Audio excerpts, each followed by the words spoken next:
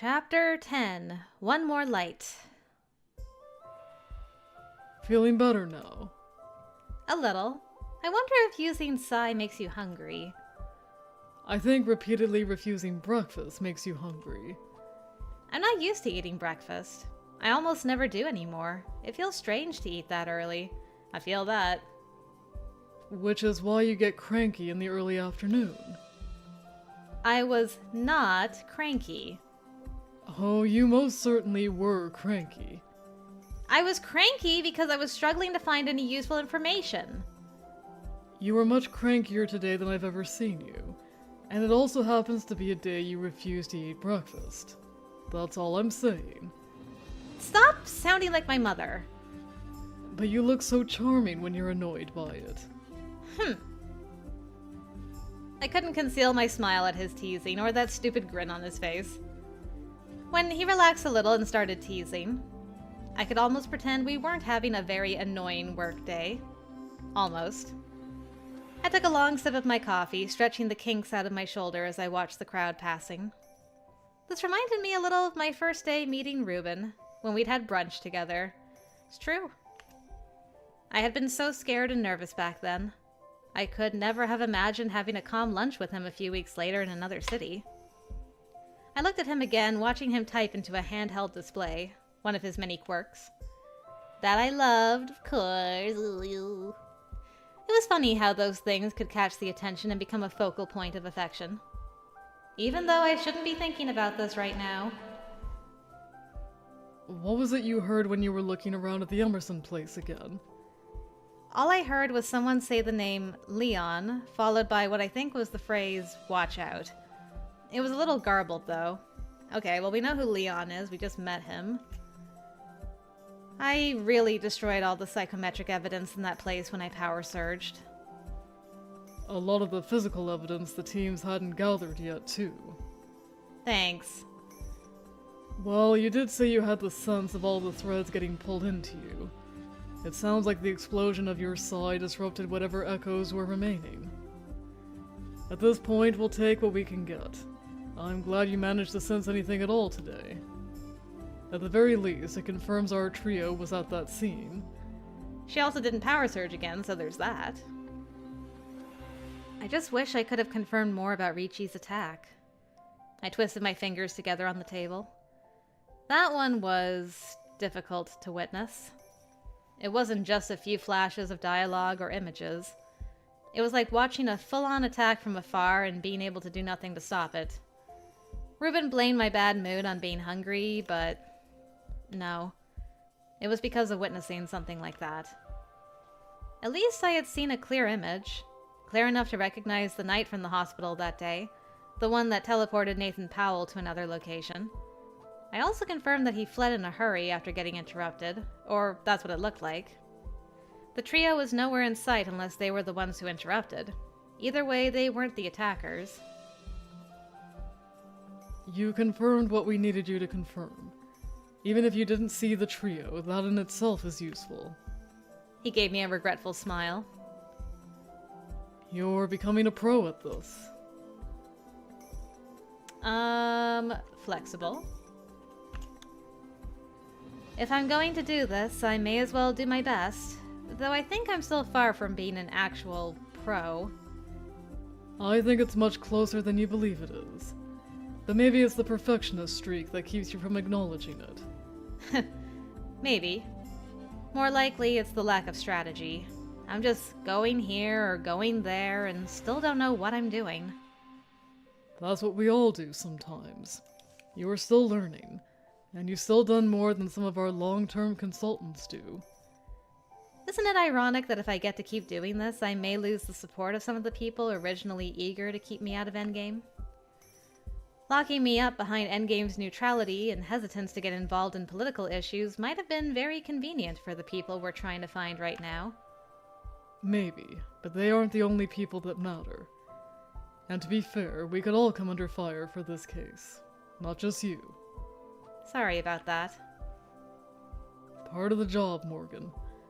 Better to put a stop to all this than to pretend it's not happening. Still, the fallout of this one is a little intimidating to think about it. We'll be fine. One hopes.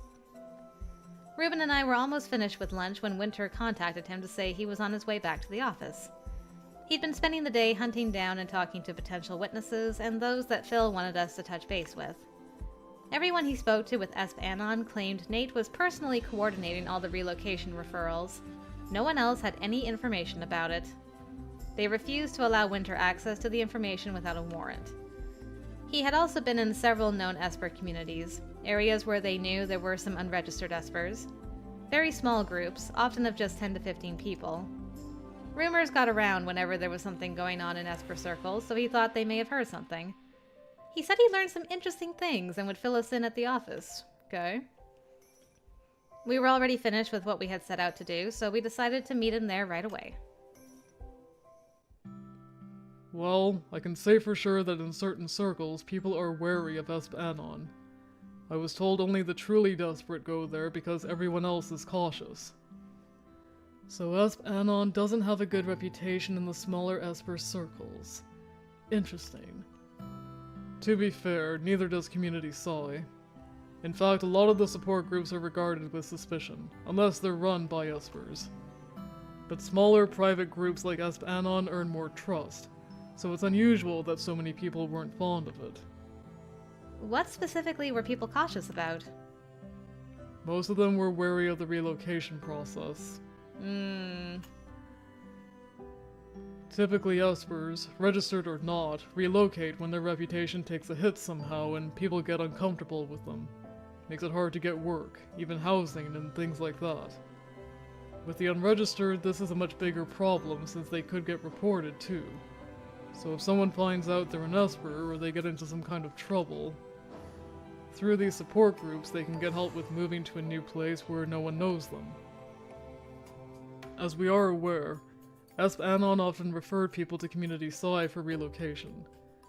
At first, a lot of people went to them for help, but over time, trust eroded. There seem to be a lot of rumors about people disappearing.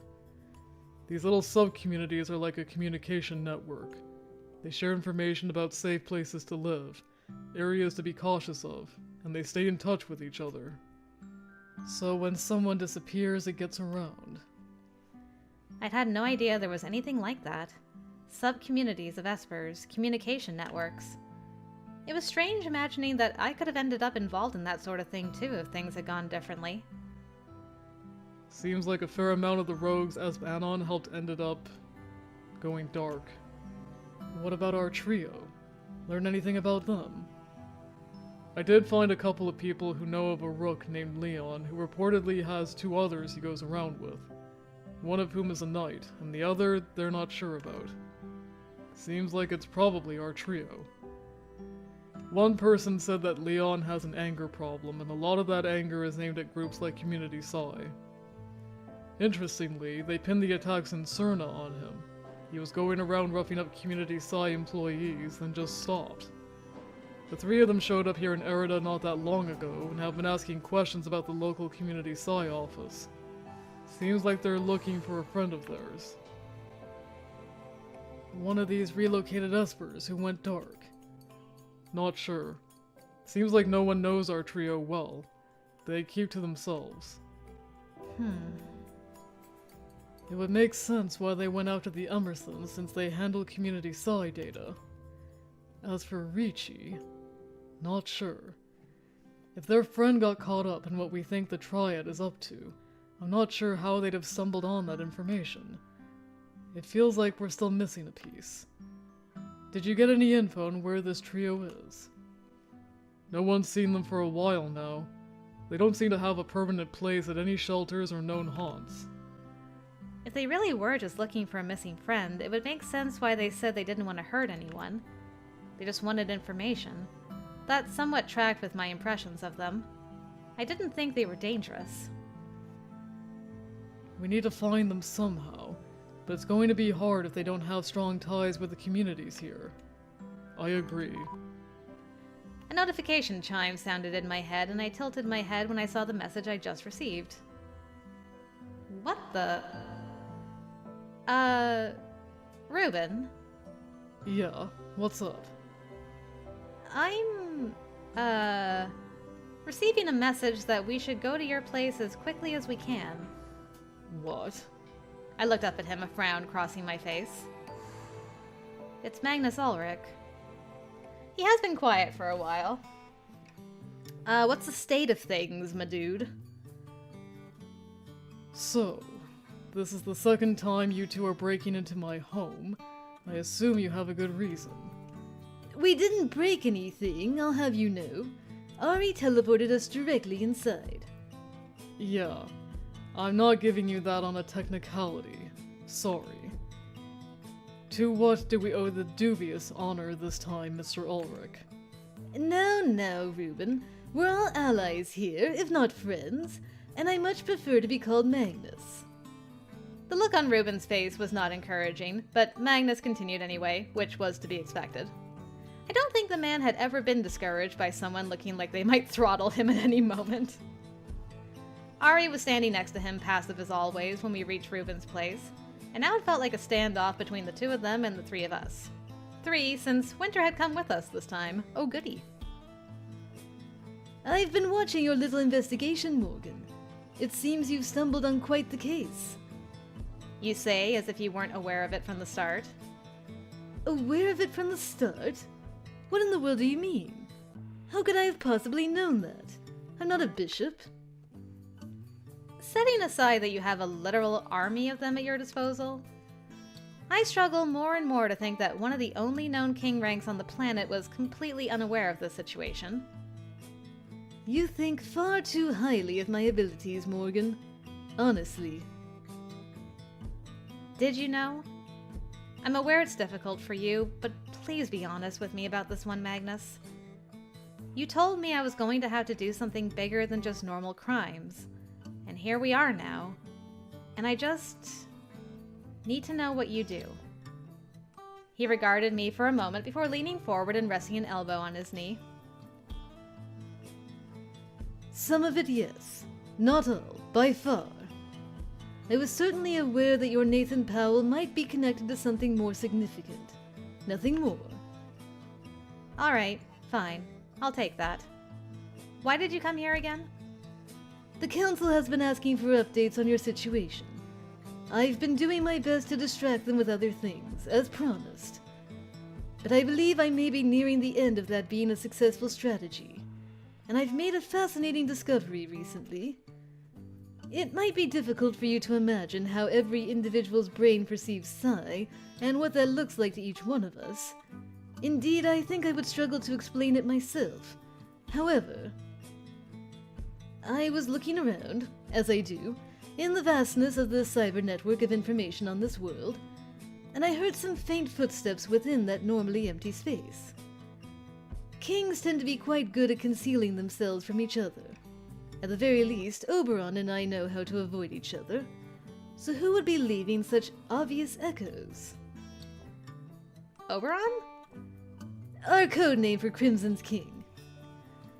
However, it seems our little Titania is not so good at hiding her traces. Well, yes, I did wonder if maybe you or Kesa or, well, not so much, Lance, but you or Kesa might notice that she used some king-like abilities. Him.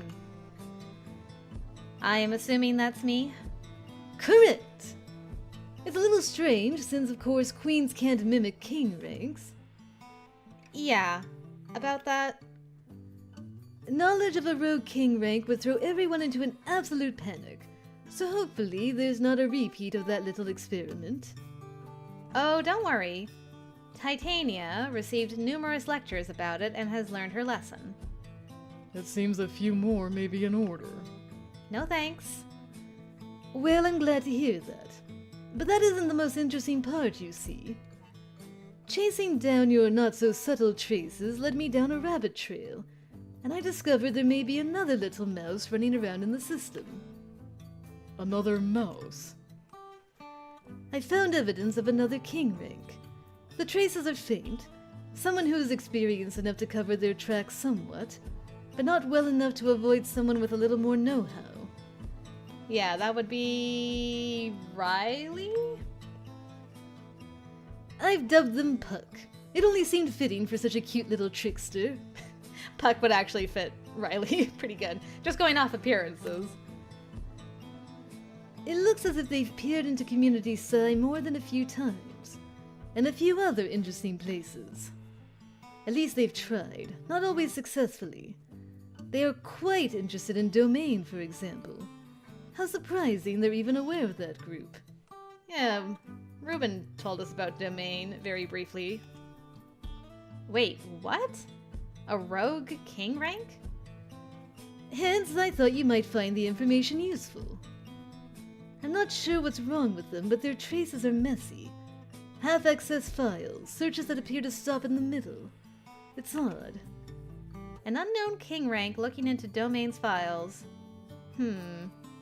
Yo, Morgan, you should take a look at the color of Magnus's Psi while he's here and put together the purple thing. Good. Good. There he goes. That's my girl. I focus on Magnus momentarily just to check. And his Psi was a deep, intricate violet mass. I had actually never seen Psi as complex in structure. Still, that color... I had seen Psi that color before, which meant that one of our alleyway trio was a king rank, not a bishop as I'd originally thought. But her Psi structure is so different. I can see you've realized something important. I'm glad. The reason I came, in addition to warning you to be more careful, was to give you this, so I'm pleased that turned out to be the right decision. I was surprised he didn't ask for details. Yeah. He's just... I was a little surprised too, but now he doesn't have to pretend like he knows something. Although he might know the identity of the king rank, depending on how much of a trace they left behind. Instead, he nodded to Ari, who produced a small packet from behind his back. Reuben took it, a questioning look on his face as he glanced over it. What is it? A gift. I've poked a little into your case, and it's led me to some other interesting places. Courtesy of certain little mouse trails. Consider this an endgame consulting freebie, if you will. We are, for better or worse, still above the law, so if I poke into places I normally shouldn't be, even if it goes public, the fallout will be minimal. I was hoping you would, use your powers for evil a little bit in this route, so I'm glad you did, Magnus. I believe you'll find some useful details on the Aquarius project inside. Okay, that's nice. Aquarius? Magnus found something about it? Quite an interesting project, that is. And horrifying, of course. It's very, very well hidden. I imagine you've had no luck at all in digging anything up. Yet Puck knew about it and knew how to access it. Certainly if they'd learned about it from mere rumors the way you have, it would have taken a great deal of skill to locate the actual data. Though they weren't successful in accessing all of what I've just given you, since they lacked the skills to let themselves in. Why do you let things like this persist if you have the ability to dig into things and learn enough details to shut them down? I appreciate your faith in me, Morgan, but I'm not all-powerful. Do you believe a single person has the ability to dig through every system on this planet at all times? Perhaps there is someone like that out there, but it is not me. I do not simply know things. I learn about them, and then I find more information when I need it. Yeah, Lance might be able to do that, but not Magnus. Aside from the sheer magnitude of tracking every shady thing every organization on this planet is up to, I think you'll find other problems with the very idea that I poke into everyone's business at a whim. It's pure tyranny to break into everyone's systems every day simply because of rumors. Once we're on that slippery slope, where does it end? It's still tyranny if the only reason it doesn't happen is because of your goodwill. Well, I won't argue with that. But there are other considerations this time. Even if I knew of this project a year ago when it was still going on, swooping in and closing it down would result in an investigation that might harm the stability of a certain Shadow Dome I have had the great pleasure of learning about. Even a year ago, such an investigation would have been devastating for them. Now, perhaps they'll have time to stabilize their situation before people begin questioning where... what is it called? Arensal comes from. I may be a terrible person, but I do sometimes consider the consequences of my actions. Beside him, Ari let out a cough that sounded much more suspiciously like a scoff. Ari, you gotta chill out, bro. Ari has zero chill. Magnus ignored him. I glanced up at Reuben, who was flipping through the holo packet. It says here the experiment failed. You mentioned it's no longer going on as of a year ago. What happened? It appears the test subjects rebelled. Or a group of them did anyway. Some of them devastatingly young. From what I can find of them, most tried to reintegrate into society with very limited success. It's hard to live a peaceful life on the run. Some months ago, as I believe you are aware, there was a series of attacks on Community Psi in Cerna. These attacks alerted Domain to the location of 4 of the escapees. One of them was recaptured and returned to another facility, a sort of sister project called Gemini. A sister project. No wonder they're so desperate to find their friend. Indeed. They should know full well what is in store for her. Digging into Gemini has been an ordeal. So far, anyway. It's far more heavily protected than Aquarius.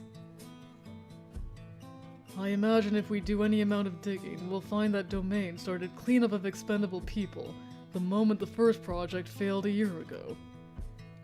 Probably didn't become obvious until they clashed with our trio, who were trying to get information since their project appears to have left them with a very efficient way to do it.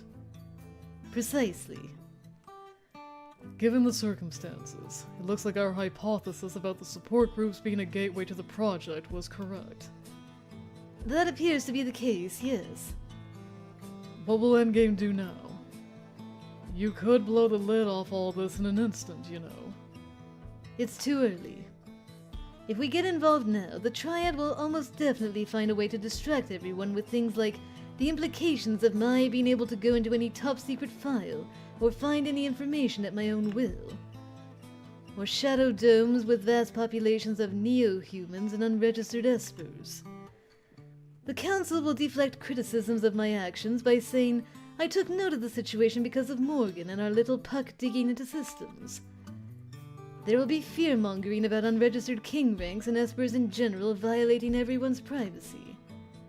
And the rest of our plans evaporate. But the bigger issue is that Gemini project is still a mystery even to me. Which means if things go awry, the Triad will have more than enough time to clean up before we can stop them or prove its existence. That's why I believe it will be best if this case continues to be led by you, a group seeking justice from within the Triad. The Triad won't be able to paint you as villains without it looking like a desperate cover-up. That isn't true for Endgame. When the time comes, my help can be minimized and explained as a proper request based on evidence. Which is more or less true. More or less. I imagine everyone is better off this way. And I do apologize for yet another quick visit. I do sometimes wish I could stay longer and discuss... Well, no matter. I'm afraid we have to get back soon. My guard is already badgering us. Mara is always so demanding. We are almost out of time, in their defense. Yes, I know you are always quick to defend them while never defending me. Quite disappointing, really. I merely observe. Anyway... He clapped his hands and stood, and I expected them to leave in a flash again. But Magnus paused and looked my way again, his expression serious. And Morgan, I wasn't being facetious about your ability to emulate King Rank Psi. It would be best if you bury that knowledge deep and leave it there. It's a Pandora's box you do not want to open. Please take my word on that. Dang. Like, don't do it, girl. Once you open it, you'll see things. And they vanished. For a moment, none of us spoke. What is a Pandora's box? I was wondering what happened to you, Winter. Ah, that's Earth mythology. It's a metaphor for doing something that leads to negative consequences you can't undo. Appropriate, I suppose. Yeah. I guess we should look at that packet of information to see if it's something we can use. Looks like a full description of Aquarius and names tied to it. That'll help us with what was going on behind the scenes. Maybe help us figure out who was on the cleanup list. What do you think about this puck Magnus talked about? This rogue king rank? Oh, that's right. They're one of our trio for sure. It was the person with Leon that day at Gabriel Ricci's apartment. I assumed she was a bishop because it made the most sense. Based on her psi, she's the king rank. But What is it? comparing her psi to Magnus, I can say that her psi was in an unusual state. Fluctuating, disorganized structure. I noticed it the first time I saw her, but I'm still learning about different ways psi can visually present, so I wasn't sure what it meant. But now, given that she also has fade symptoms, I wonder if she's struggling with her psi somehow. Maybe that's why they can't just access information as easily as Magnus. You'd think with a king rank they wouldn't have to go door to door asking people for information. But she isn't able to use her abilities well. Might have to do with the Arensol experiments somehow. You and I were fine after minuscule doses, but I assume they've been exposed to much more of it, and maybe for a longer period. Aquarius lasted at least 5 years. At a glance, it looks like the targets were younger Espers, low level. This was what gave them the highest success rate. Based on the data here, older Forex systems are less flexible and burn out quickly. The results were almost always death or coma. I wonder if that's what made them realize it was a convenient way to get rid of people without detectable traces. Maybe. As Magnus said, the project failed when the test subjects fought back. Seems like they'd been training them like a combat division. He threw the packet on the table. This is disgusting. Winter picked it up and started looking through it, frowning as he flicked through the pages. If we just go forward with this information, all dug from the depths of Triad's secret files, there will be a lot of focus on how we got our hands on it. We desperately need to find this trio. Their first-hand accounts will fill a lot of gaps we have right now.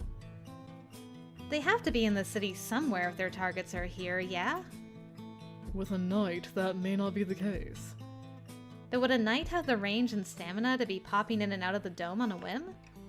Maybe not, but we shouldn't make assumptions about their skills. We have no idea what these experiments did to their abilities. Is there information on their identities in there? Could be buried somewhere in here. I haven't seen it yet, though. It's possible their public records were scrubbed and he wasn't able to retrieve them. I'll do another search for missing persons. I can't say I'm confident in being more thorough than the world's top king rank Esper, but maybe there's something he missed. It's hard to believe anyone can erase someone's identity to this degree, but this is the Triad.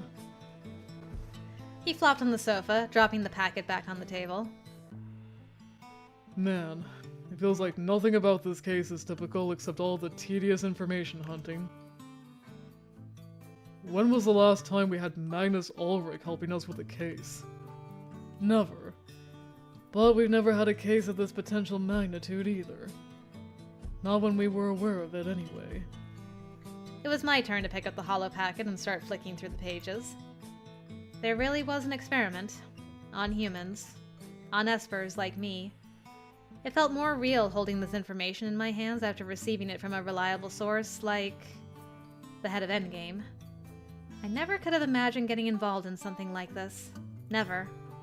And now I was doing my best to help drag it into the light.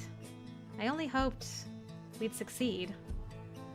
What followed was more of the same. More reading, more digging for clues. Winter went back to the office because he wanted to use their databases for some in-depth searches. It was already late by then, though, so Reuben and I stayed home poring over Magnus's information. I thought what had happened to me was extraordinary, that I was some kind of outlier. But looking at all this makes me feel that wasn't the case. Is there any Esper that gets to just live? If it's not Endgame showing up, it's someone else. And even if no one does, it seems like any little thing, any accidental use of Psi can completely turn someone's life upside down. So people go to groups like Esper. And now this.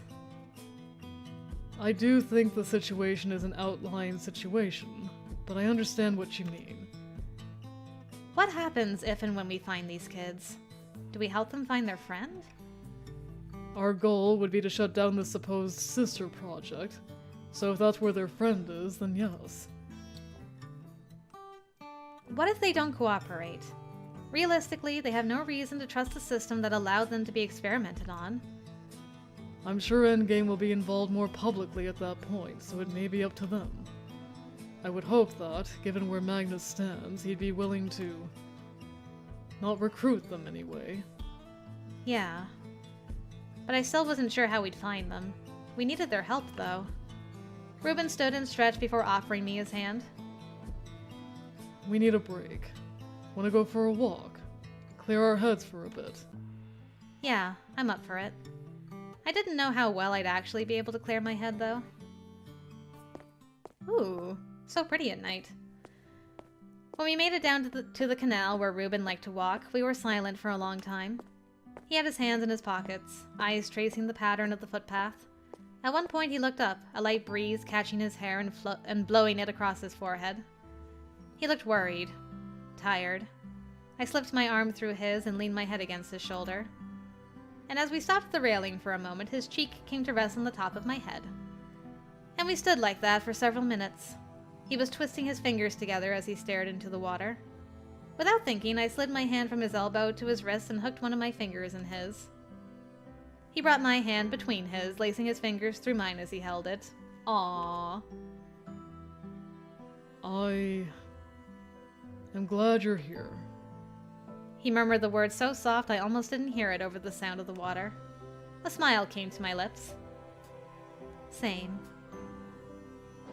At some point, it won't just be long, stressful days and something huge looming over us like this. When that time comes, I just hope... He trailed off, and after a long silence, I realized he wasn't going to finish whatever that uncertainty was. I glanced up at him. The smile he gave me was one I'd seen before. Gentle, but somehow a little sad. And I knew he wasn't worrying about this case, but us. Always affectionate. I reached up to pull him down for a kiss. He seemed surprised, but didn't resist. I wished he could be more confident about our future, that he could say all the things he was holding back, even express his worries without resorting to such hesitant caution. Mostly, I wanted him to be confident about how much I wanted to be with him.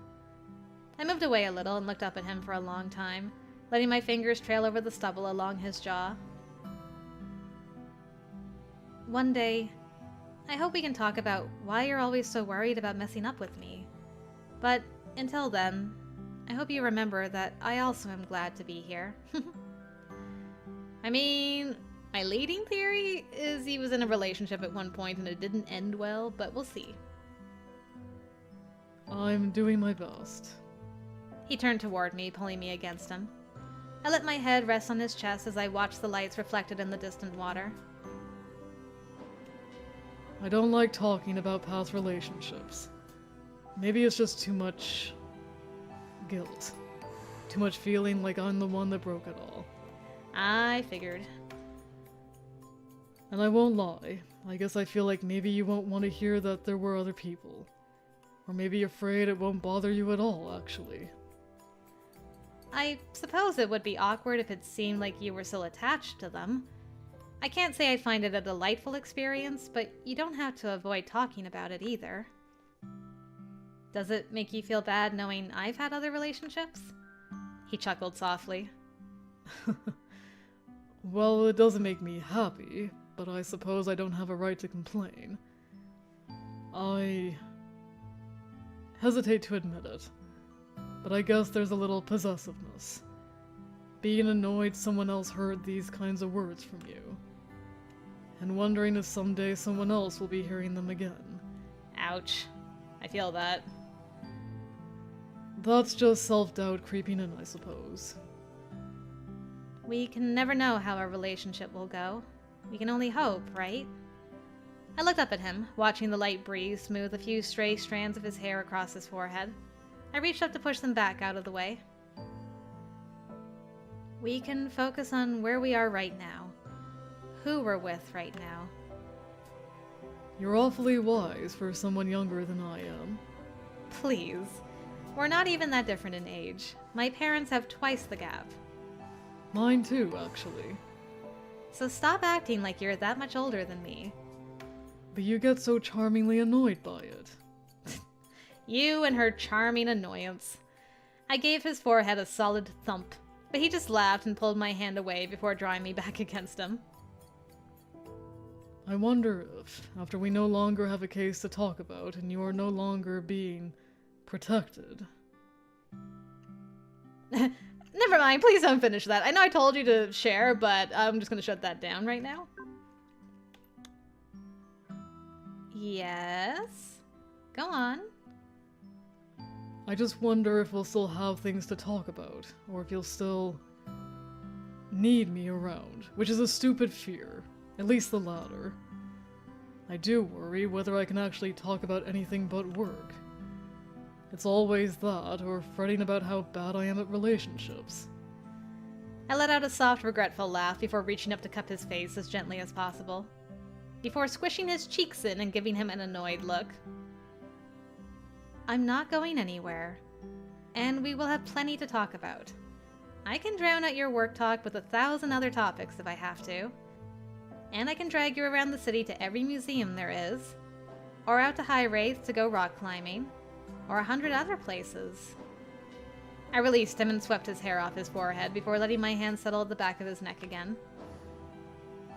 I can't make you stop worrying, but every time you're fretting over relationships, I will reassure you that no relationship magically succeeds. As long as we're both willing to try, that's what matters. He pulled me against him again, wrapping me into a tight hug. I know. I just feel so fortunate you even want to try with me that sometimes I can't quite believe it. Yeah, we'll see how long that lasts after this case is over, too. Please. You scoff now, but you'll figure out how many bad habits I have eventually. Well, I'm looking forward to learning all these bad habits of yours. I pulled away and gave him another serious look. I'm looking forward to learning the rest of yours. The rest of them? Yeah, I've definitely already learned the one where you're stubborn and reckless. He let out a gentle laugh and pulled me back against his chest. We stayed like that for a long time before we started walking again and made our way back to where he'd left his car. And then back to his place. We talked a little more about the case, but not much, thankfully. When we finally said goodnight, he gave me a pleasant kiss that stayed in my mind long after I was in bed.